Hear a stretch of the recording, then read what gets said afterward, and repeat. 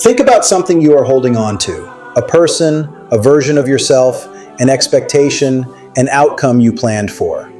Something you know, in the most honest part of you, that you need to release.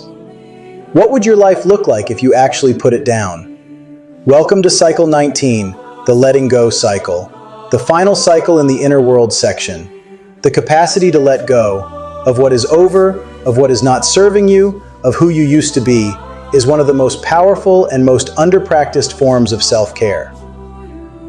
Research on psychological flexibility shows that inflexibility is associated with significantly higher rates of anxiety, depression, and relationship conflict.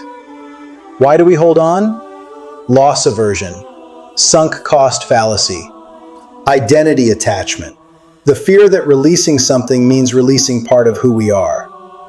Everything you hold on to that no longer serves you is consuming energy that could be directed toward what is present. The new chapter cannot begin until the previous one is genuinely closed, not forgotten, closed. Attachment. The thing held has genuine meaning, important to acknowledge. Resistance. The part insisting on maintaining the attachment. Surrender. Recognizing that certain things cannot be controlled or recovered. Freedom. The lightness that arrives when the hands finally open.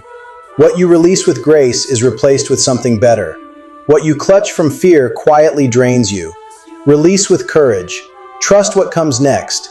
Make room for the life that is waiting for you. What are you holding on to that no longer serves you? Is there a chapter of your life that is clearly over, but that you have not allowed yourself to close? What would you gain if you truly let go of what you most fear releasing? Write down one thing you need to let go of. Then make the letting go physical.